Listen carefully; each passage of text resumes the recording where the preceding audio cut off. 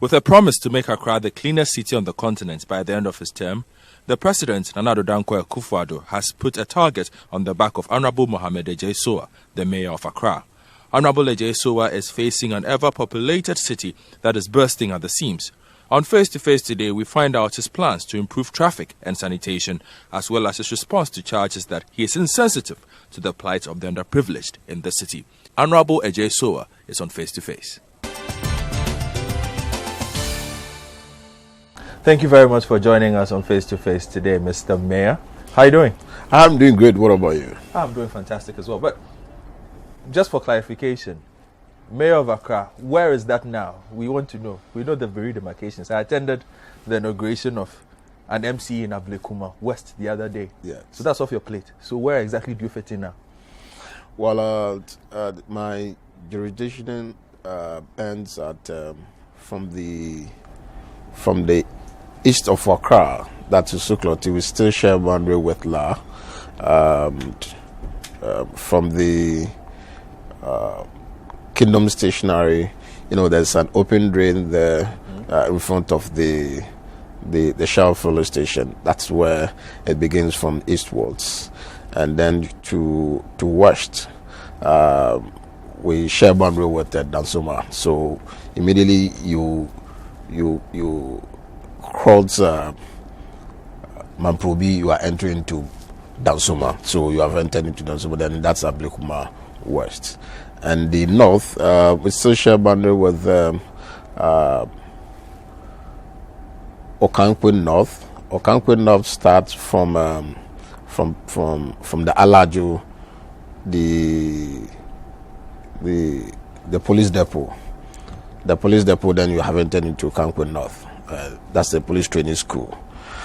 And then also Ayawaso East on a ring road, Nima Divisional Police Command Office, you have entered into another jurisdiction. And then Ayawaso West. And so the Jubilee House now is in Ayawaso East Municipal Assembly. Okay. And then the Vice President House is also in Ayawaso East Municipal Assembly. So technically, the ring road, part of the ring road, it's split arts between AMA and then Ayawaso East. But Ayawaso Central constituency is still within AMA, which is Alaju, Paloma area, Tipto, coming to Circle, into Kaneshi, Mataiko. These are the communities that are still within AMA. Quite significant, but you've listed a litany of areas. I'm sure a lot of those people still don't know they are no longer under AMA. They don't know what? They don't know they are no longer under AMA. Well, considering the fact if there are any problems, well, of course, I know that.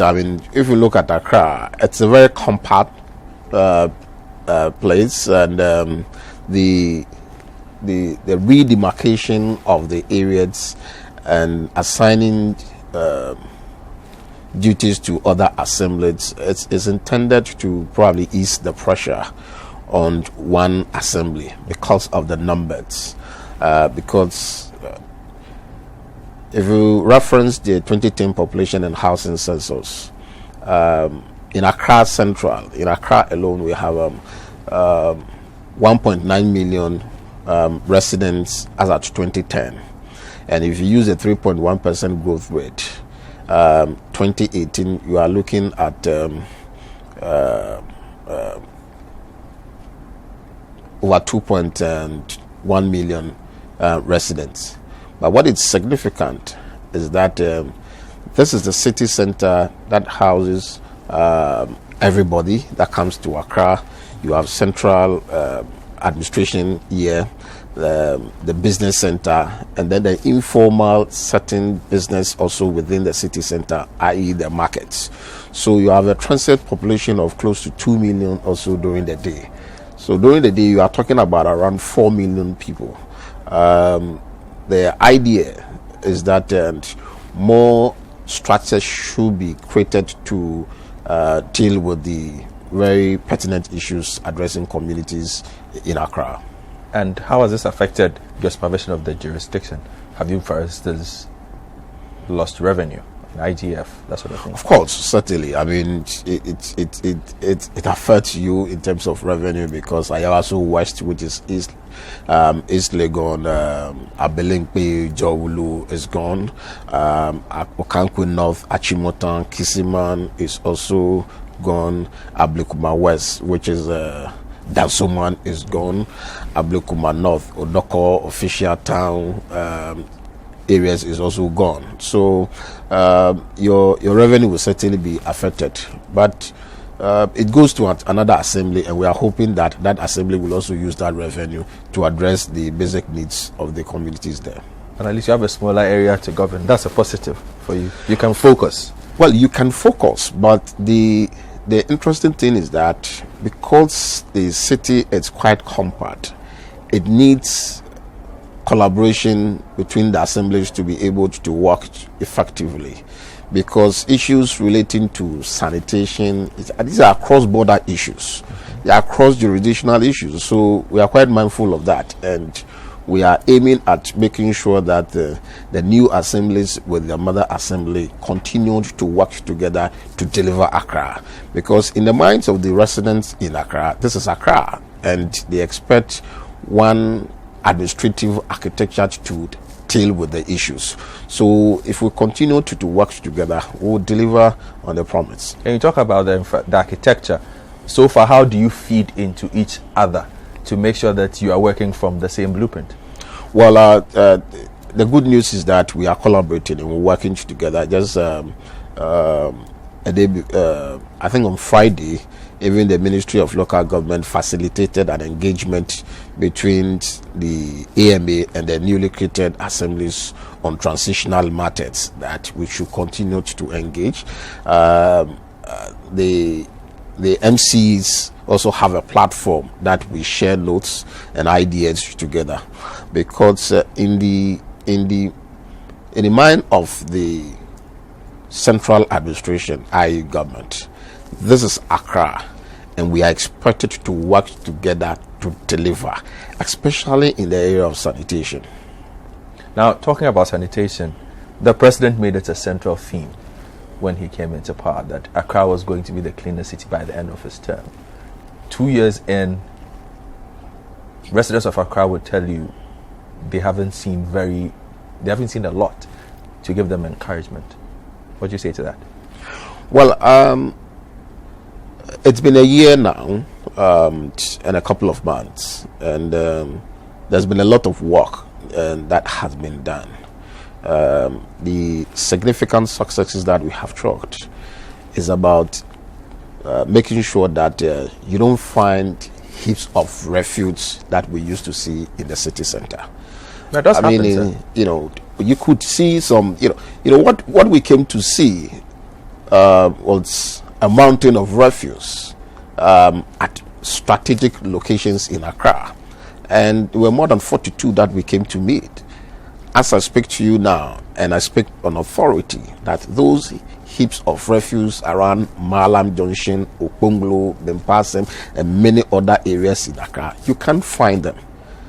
What we see now, it's more of people littering the city of Accra, which we are now working on it, just to make sure that we deploy people also onto the streets to do the picking, and also educating the citizens to stop littering the city of Accra. That is where the challenge is. But in terms of seeing heaps of refuse or mountains of refuse, I can also, throw it back at you. One other location where sometimes you find it a bit of a challenge is Kaneshie Market. Kaneshie Market is no more an issue now, because we provided a 23 cubic meter, roll-off container and 2 additional 12 cubic meter containers there for it to receive the refuse there. And we have also bought 2 dedicated trucks for the work to be done at Abusukai. So we are on court. What about your backyard, Makola? What is happening at Makola? They don't struggle with filth? They don't struggle. No, this is you should just understand that wherever there are people, there will be likelihood of generation of refuse. In fact, refuse generation is calculated based on the number of people that are over there. And as you see a lot of people concentrated at one location, you will certainly see a lot of refuse there. Walk around Mokola around 10 p.m., 11 p.m. You will not find refuse because we clean at night. In the morning, people will come into the city center, and when they come, they buy sachet water, they use rubber bag to do all kinds of things. So during the day, you will see littering also on the streets of Accra. At night, we go to the market, evacuate the refuse, and we go and deposit. We generate over 3,000 tons of waste within the city center alone. The whole Greater Accra generate over like about 6,000 to 7,000 tons of waste, and 3,000 is generated within the city center alone. So you can imagine if we don't collect waste for a day, what is going to happen. By the second day, Accra, the city will be choked with refuse. So it is on record that we do collect the waste every day, but I admit that what we are having a challenge with is an attitude of people littering the streets, which we are working on it now. What is the strategy for that? We barely see you on the grounds engaging. Me? I'm talking about the Accra Metropolitan Assembly. Of course, we do engage. On the ground communication. We do engage all the time. Where? Who does these things? Just about 2 weeks or 3 weeks ago, we met the informal traders. They form a very huge association of informal traders with the TUC, and the TUC were there. We engaged them. We even paid for the auditorium, and we engaged them at the Burden Power Hall. In fact, one of the cardinal strategies to build Accra to be more resilient is engagement. So I'm very mindful of that, and I engage more frequently with the informal communities and with the market. But beyond the engagement, the action to produce results is what we are also aggressively working on. But as for engagement, we do engagement all the time. But isn't the strategy a bit lopsided, considering that it is normally the people in the middle class and in the upper class who would lead this? So if you're engaging with the informal people at the markets, what about residents? What is the strategy for dealing with people who live in the areas that you govern? Not everybody is a trader. Of course. What I'm saying is that, we do community engagement as well. And we reach out to people through various platforms. We reach out to people face to face, which is part of the communication. This engagement that will also be shown on a television that people will also watch is also it's also an engagement. We have social media platforms that we also engage the citizenry through that. So we have several platforms that we do the engagement with, but you need to prioritize what to do and what not to do. In fact, the Ministry of Information also directed that there should be constant engagement between the assemblies and the people. And of course, we also do that. The last one we did was at Osu Presby Hall, where we invited the people of all walks of life in Accra and the major stakeholders in the city to engage them on the things that we are doing, their expectations, and then progress made so far. Do you sleep easy at night, considering that the president has said, I want to make Accra the cleanest? Now, we know Accra has been demarcated, but everybody still sees Honorable Ejesoa as the figurehead of Accra. When you sleep and you think about these things, you don't get worried about becoming a political casualty? Political casualty, no. But if you ask me if I sleep well, I'll tell you that I don't sleep well, because I believe that the president means well for this country, and we are his able lieutenants that have to walk his talk to ensure that we attain the vision of the president. So the president doesn't sleep, and equally his lieutenants who wants to make sure that we deliver on his honor shouldn't also sleep like that. And this is a city. If you see a mayor that goes to bed, it means that the city is also going to bed. There's a 24-hour business going on over here. I walk around night to inspect the city, what is happening, giving directive, what should be done and what not to be done. So it's a 24-hour business. You were at Charlotte over the weekend. What were you doing there? Charlotte, it's the biggest festival. I've been proud to become a mayor. I come from Bukum, so I've been part of the Chalewote, right from its inception.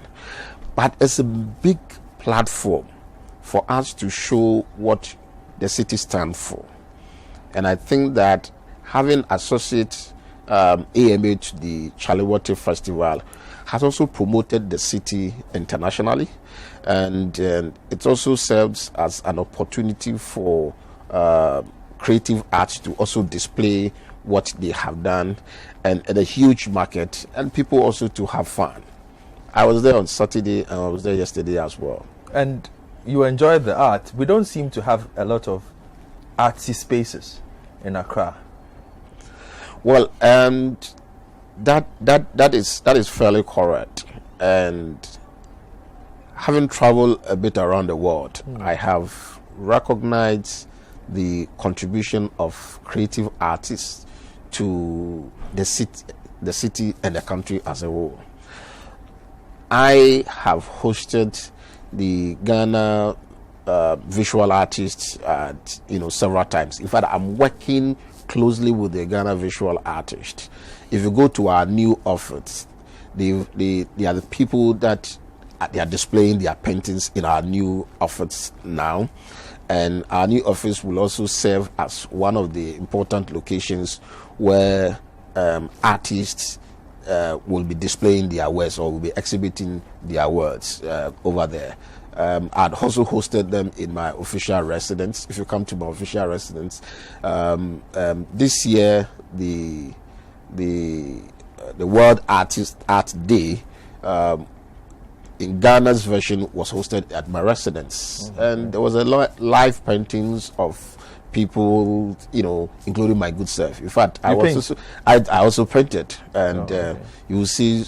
They asked me to write stop work produce permit on one of my paintings. Quite an interesting. But aside that, every modern city thrives on the arts, the culture, and playgrounds for children. Sure. We don't have one. We have the Efua Sutherland Children's Park, if we can call it a playground. What are you doing about that? Well, the Efua Sutherland Park, we coming into office, had some issues in terms of ownership, but it's been largely resolved now. It's now under the Ministry of Tourism and Culture. I have seen a very beautiful design by David Ajay and Associates on the Efua Sutherland Park, and which they intend to look for funding for it. So the Ministry of Tourism and Culture is leading on that front, and that is going to be one of the finest, the biggest playground in this country. On our own, as Accra Metropolitan Assembly, we've also identified few locations, including the one opposite the National Theatre, the National Lotteries, that we want to turn the place also into a playground. And then we've started also. Are you talking about the art center? The space across? Not the place across. That side is the Marine Drive Enclave. There's an open space which is sandwiched between the old Parliament House and then the National Theatre, turning into the Tema Station. That's the location I'm talking about. But when you cross the road, you've entered into the Marine Drive Enclave, which is going to be one of the monumental projects to start with. You're watching Face to Face, and today my guest is the Mayor of Accra. When we return, we'll talk about demolitions and a certain Agbegblesi market.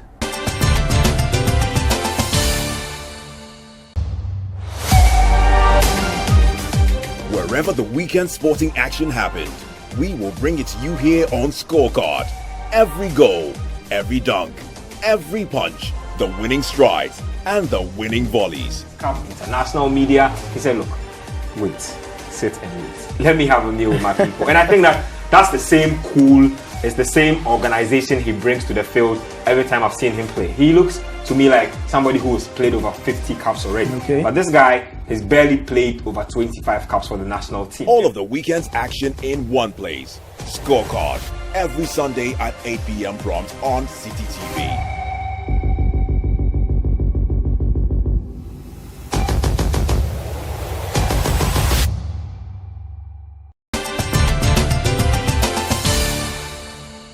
Welcome back to Face, and we're speaking to the Mayor of Accra. And Mr. Mayor, before we left, you were talking about the Marine Drive. I find it interesting. Now, a few of the indigents around that area are saying part of the plan was to make it a space where they would also get jobs, they being the indigents.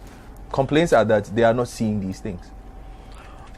Well, we have not started anything yet. Have you interacted with them? We do. We have interacted with them. Given them assurances? The assurances had been given, and that's how come you had the chiefs and elders of the Osu traditional area and then the Gamashi traditional area coming together to pledge their support to the Marine Drive.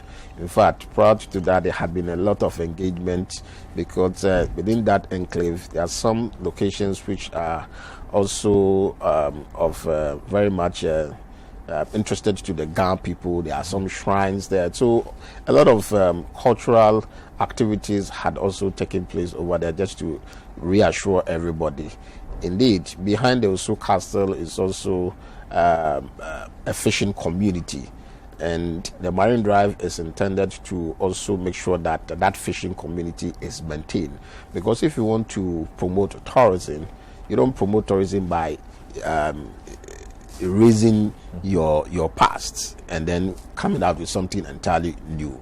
You need to show the transformation, the evolution of Accra from pre-colonial to the present, and the future is what we are looking at. So you are promising these people that when it is time to begin, we will not see expats running all over the place. The locals that you've promised to give jobs to during the construction of this project will get the jobs. Of course. I mean, I come from Accra, and by God's grace, I'm the mayor of Accra, and the people there are my family people. So if I don't seek to protect the interests of our own people, then who else will do that? Let's talk about Agbebloshie and the intended demolition that has been set for that particular space. What is the issue with Agbebloshie? Why do you need to demolish? Well, I don't know the kind of demolition that is going to happen at Agbebloshie and what is being talked about, you know. But the MP says you are trampling on human rights of the people there. Well, I've heard him talking about something wanting to go to court about an action. But if you want to go to court, it is open for you to go there. Is there a need for you to hold a press conference and tell the whole world that you want to go to court? But these are his people. He has to engage with them. He's the member of parliament. It's our people. The people everywhere in this country are our people. You can't say that these are his people. They are our people. But he says you are being insensitive to your people then. So it's very important to ensure to make the case that it's our people. And we have been put into position of trust to develop this country and ensure that there's fairness and equity in the things that we do and the actions that we take. And we cannot be that insensitive to the people of this country, especially the people of Accra. If you go to the railway station today, the Ministry of Railways, it's developing our railway line and reconstructing it. And in the course of the construction, there's certain meters that you should stay away from it. Mm-hmm. And people had encroached on that space. We should be mindful of safety of everyone. And that requires an action to be taken for people to move away to a certain distance. And that, for me, is very clear. So if decisions are being taken in the supreme interest of this country, and people could think that they could take political advantage of it, I consider such people are desperate politicians, and they should think about this country and the safety of everyone. But that's why I said that everybody everywhere is our people. Yes, that point is well made. But then, what kind of engagement have you had with the potential victims? It is as a result of the series of engagement and somebody stoking partisan fire is what you're doing. But what is the mitigating? We have not. No, let me. We have not gone ahead to do any demolition there. All what we've been doing all this while is an engagement. They had been engaged not once, not twice, on several occasions. So for anybody to go behind some people claiming that they are his people, I mean, they are Ghanaians. Every Ghanaian everywhere is a Ghanaian. And wait until you get to 2020, then you start talking about partisan political issues. But if in your mind every day is about party politics, NDC, MPP, I will not fall for that. So you are not convinced that the Member of Parliament has a case regarding the circumstances of the over 4,000 or 5,000 people who say they are going to lose over 1,000 homes, be they temporary? No, in any case, I'm saying that in any case, the Member of Parliament is a member of the Assembly. It makes sense, and rightfully so, that if you have a case, you should approach the office here for a discussion. But if you choose to use the media for whatever your intentions are, clearly shows how desperate you are as a politician. And that's what I frown upon. And I think that the earlier we become more responsible leaders, the better it will be for all of us. I can understand that point, but let's focus on the Agbogbloshie people. Let's leave the politicians out. Of when course, this exercise I have is explained done, to you, I have explained will the to people you, be okay with the program that you have? I have explained to you that there is no need for us to take action against people who rightfully occupy a location. No way that we will do so. If there's a need for us to move some people away from a location as a result of a project which is coming on, what we need to do is to engage the people. We had engaged them and we continue to engage them. It is through the engagement that a certain politician decides to stoke partisan politics fire and just blowing some hot air. I mean, I'm not perturbed by those things. I want to be focused on delivering on our mandate. Okay. Is Ajin Kotoku still under you? No, not really. It has moved. Ajin Kotoku is under Gawes Municipal Assembly in Amasaman at the moment. But the location that we are talking about is not Old Fadama. It's just a small place behind the Accra Brewery. So when people mention Agbogbloshie, you think that is Old Fadama, you think that's not the location you are talking about. It's just a small place behind the Accra Brewery. That's what is made is. But when you mention Agbogbloshie, everybody thinks that, is the Old Fadama. That's not the place we are talking about. But he has made a big news for all of you. If not because of you, I will not even pay attention, let alone even respond to some. But since you've brought it to my attention, let's talk about the big Agbogbloshie. Oh, okay. And the fact that it's considered amongst the most toxic sites in the world, that it's a major market. Sure. In your area. A lot of people buy food from there. There are so many social welfare issues within that particular area. Sure. What are you doing about the people at Agbogbloshie? What are you doing about the toxic issues, the health issues, of course, the obvious hygiene issues? There's a huge refuse dump right behind them. There's a cattle ranch. We don't know if it is legal or not. Also in that space. It's one huge illegality just staring at you in the face. Sure. Let me say that there are two sides at Agbogbloshie.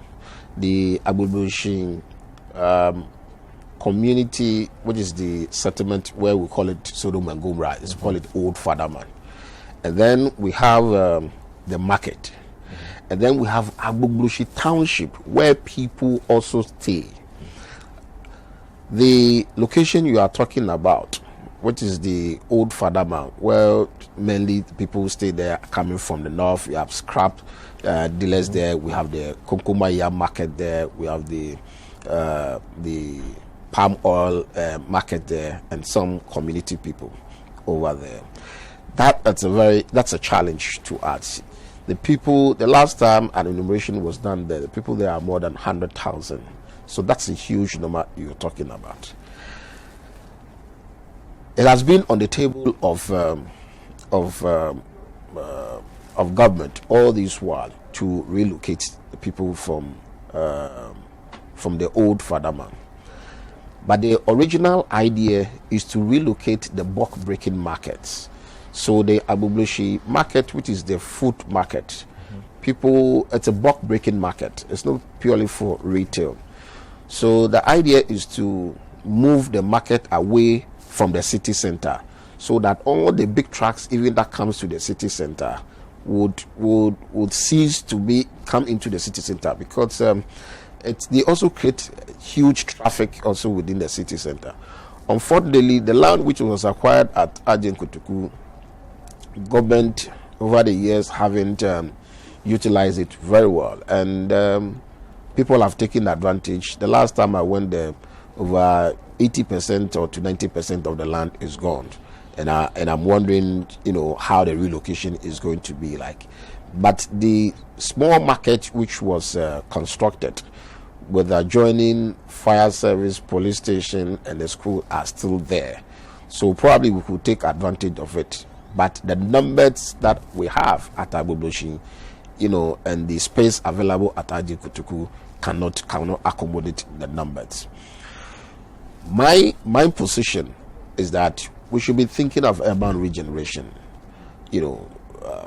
and there are many of such projects abound across the world. That yes, there are people there. How do we use the space at Agbogbloshie and build a more modern market, considering the traffic and other ancillary activities or facilities that we could provide, so that the market will serve the city very well. It was originally thought that once you move the market away from there, then the settlement on the other side, dotted along the Korle Lagoon, would also move, because they feed on the market there. But once you have not moved, you will not be able to use the natural strategy to move the other people also from there. So that is a challenge we are also confronted with. Now, there's this project which is coming on. That's the Garrett project. The what? Garrett. That's the Greater Accra Resilience Integrated Project, which is sponsored by the World Bank. And it has 4 components. One, it's under the Ministry of Works and Housing, is to bring the life of the Korle Lagoon back. So the Korle Lagoon Ecological Restoration Project will also come on under that project. And an agreement has already been signed. And then there's another component which is being spearheaded by the Ministry of Sanitation, to construct some transfer stations at certain locations, one also in central Accra, and also to evacuate the toxic waste there. The toxic waste on the Agbogbloshie, which is close to the ICGC church, had been there for over 20 years. And I'm told that the leachate coming out from the dam site is very dangerous. As I speak to you now, we have contracted somebody who is doing an impact assessment, and very soon the consultant is proposing that we cap the waste there. There's another school of thought that the waste should be evacuated from that location. So that we are not certain on that, but once the consultant finished and gave us the best solution, we'll also consider it, and that is also being captured under the Greater Accra Resilience and Integrated Project, that we are doing. Okay. Currently, the Ministry of Science and Technology and Innovation, with the support from the Germans, are also coming to construct a modern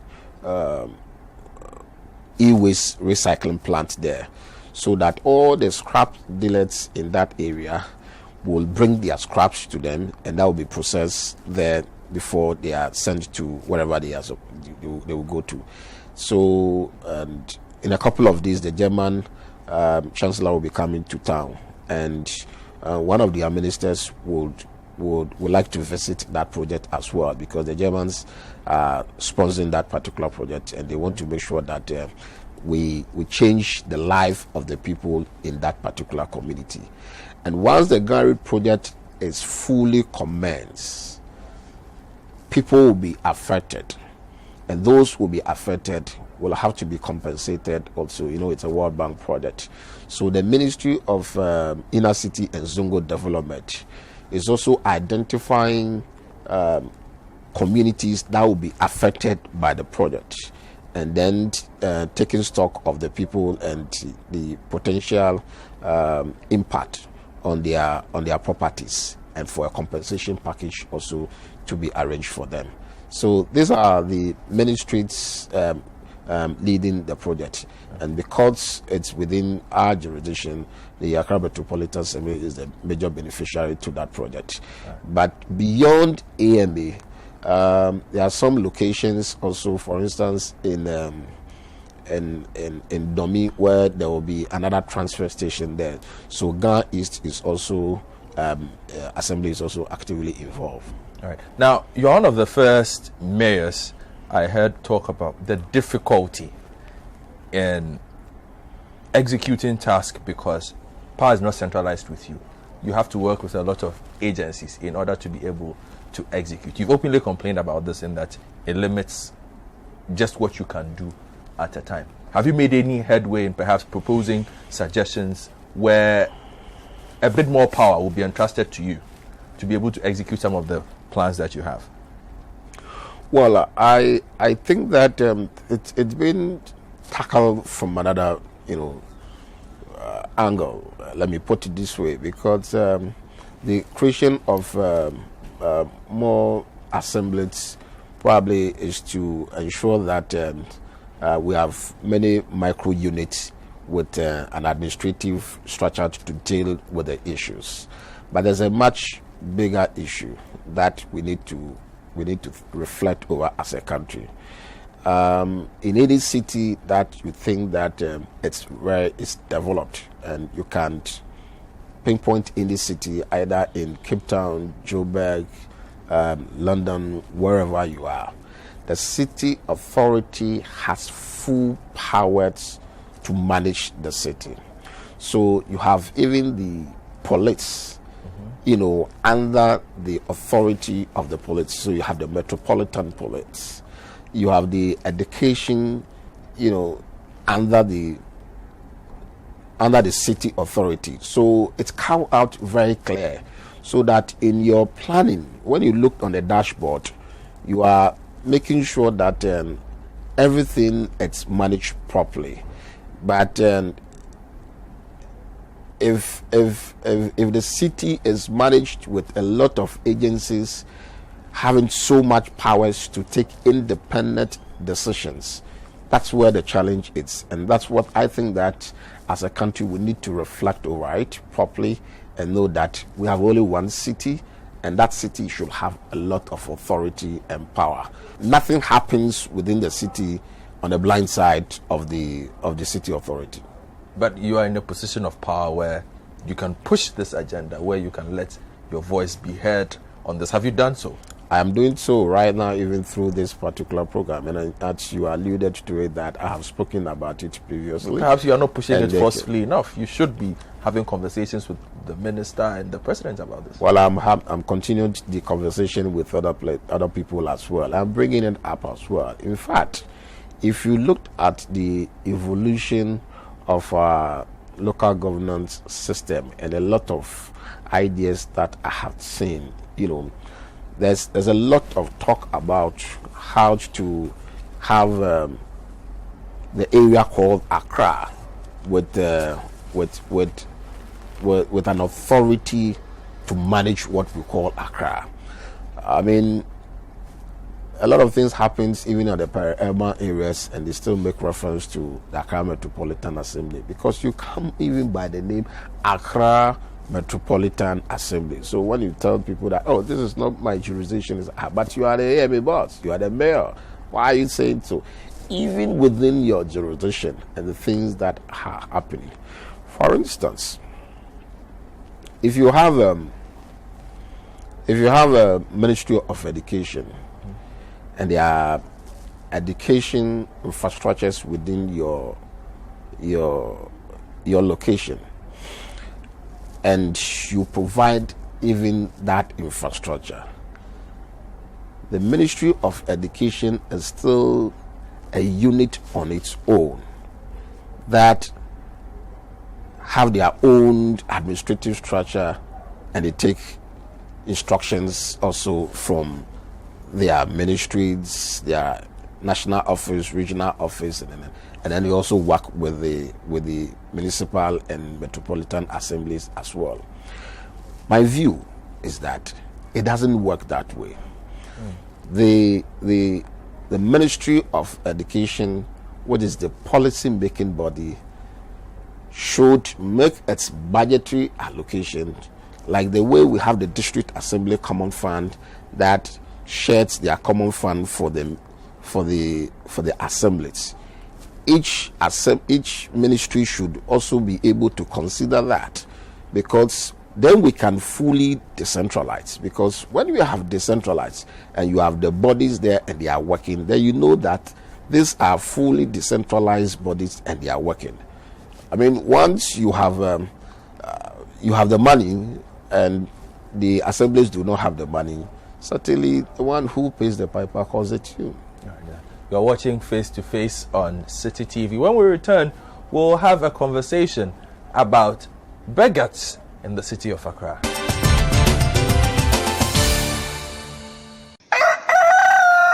We spice up your mornings with culturally enriched conversations, social interviews, and policy-oriented discussions that will keep you updated on the progress of the nation. Join the Breakfast Daily team Monday through Fridays from 7:30 a.m. to 10. Let your voice be heard with the hashtag Breakfast Daily. Join us for breakfast daily, only on City TV. Spend 30 minutes every weekday catching up with all the trending social media conversations of the day. If you tweet it, we'll read it. We might just even Skype you. 30 minutes is all it takes, so use the hashtag 30minutes on social media to catch our attention. Join the most interactive social media TV show weekdays at 5 p.m. only on City TV.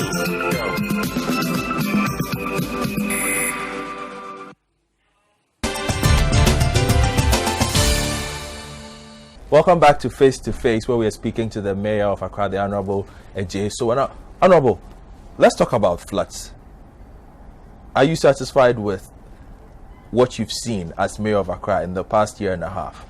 I think that we still have a long way to go, and I'm quite hopeful that the Greater Accra Resilience Integrated Project would help to resolve largely the problems of flooding issue in Accra, because the whole project was commenced as a result of the June 3rd, 2015 disaster that occurred, and the World Bank came to conduct a city's diagnostic strength and to assess the resilience of the city. And one of the key things that we identified was our open drains, our sanitation issues, and then how to manage our river bodies or our water bodies. These were the issues that came up strongly, and that informed the project that we're going to commence.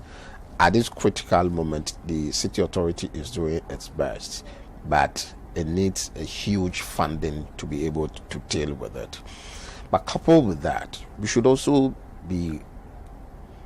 should not forget that the climate has changed, and that is a reality. I am at the forefront of talking about climate change issues and its impact.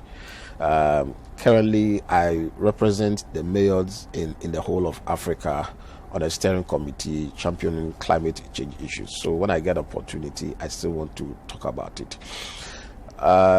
That's the truth of the matter. So we need also to understand that the impact of the rain is also partly as a result of climate change, but there are serious structural defects also that we have identified, and we need to address those issues. How soon are we addressing those issues, Mr. Ejay? Well, as I said, for us on our part, the basic things must be addressed. One, it's the issue about making sure that our drains are desilted all the time. So at the AMA, we have a drains maintenance gang that we do the desilting all the time. And then we also have to make sure that waste is also cleared from the streets of Accra all the time. But there are bigger issues that our funding do not don't have the capacity to deal with it.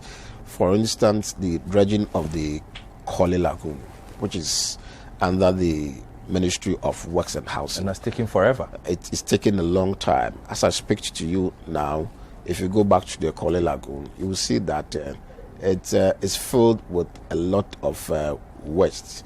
And in the event that a heavy rain falls, we could be possibly exposed, because the Korle Lagoon, once it is dredged, its opening absorbs the water coming from upstream. And sometimes when the sea rises, the water cannot go into the sea.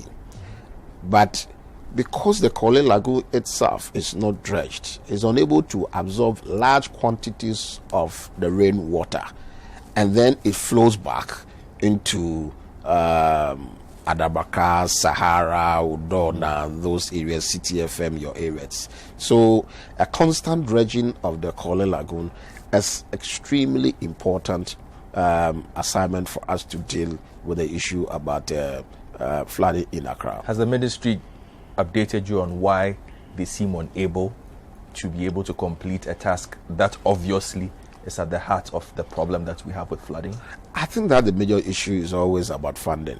I mean, the poverty. Shouldn't they be able to find money considering the collateral damage that comes with what happens every time it rains? Well, that's why I'm saying that under the Greater Accra Resilience Mitigator Project, that will be dealt with. But even before then, there should be some form of constant dredging, so that the amount of garbage in it now will be removed before we do the final dredging of making sure that we bring the Korle back to its life. And I think that the ministry should be working on that. When I was coming to your office, the traffic here, Mayor, absolutely unbearable. What are you doing about the traffic situation? Traffic situation has improved by 40% for the past couple of months. By what indices are you giving us the statistics? And I want to give you the indices. Travel time within the city center has reduced. I mean, when you are coming in and going out, travel time has reduced drastically by 40%.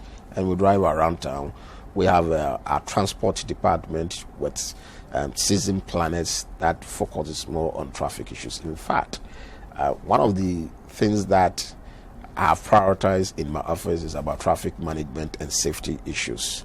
So, I mean, since I assumed office, I had come out with the pedestrian safety action plan.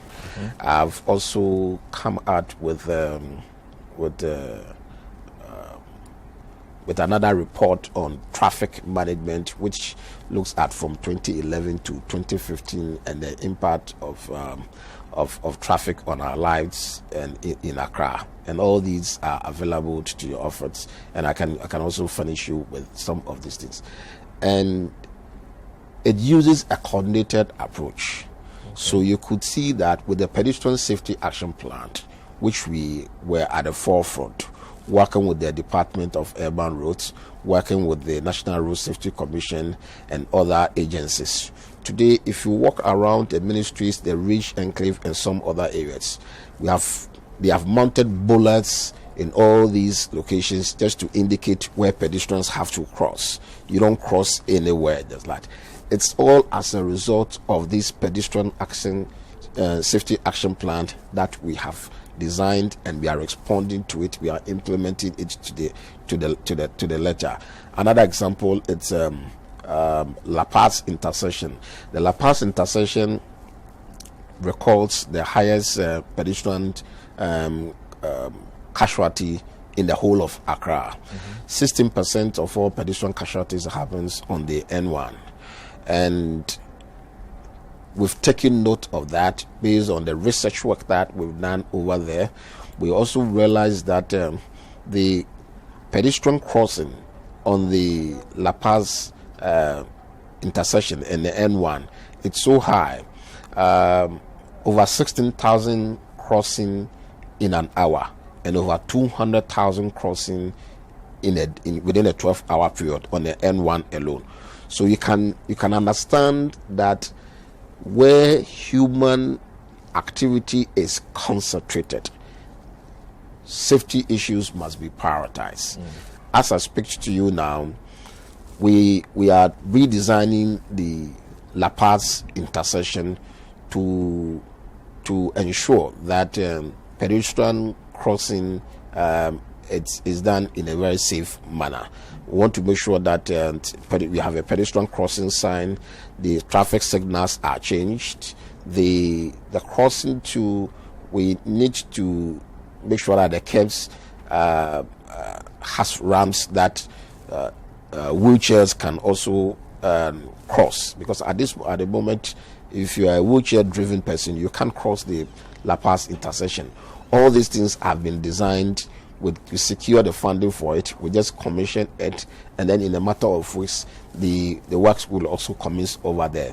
And so there are many things that we are also doing. And also within the city center, we have created more parking spaces within the city center, on-street and off-street parking. Off-street parking has over 4,000 capacity, and on-street parking has about 1,000 capacity within the city center. The off-street parking includes Octagon building, which is around the Accra City Hotel, Kimbu, takes about 1,200 cars. The SNIT car park takes about 800. The Accra City car park here takes about 500. The Rollins car park takes about 400. The Mokola shopping mall takes about 300. The ADB financial hub also takes about 80, and I can give you the list. These are off-street parking places. What people don't do, or the attitude of Ghanaians, is that let me go and park my car here, pay, go and do my business, and come and take my car and go away. People still want to park on the shoulders of the road. People still want to park on the pedestrian walkways. And this is where we are also responding swiftly by making sure that we clamp your car, we tow your car so that you pay penalty for it. So we have towing, companies that are also working within the center. For me, we are doing this to ensure that there is discipline and to prioritize pedestrian safety.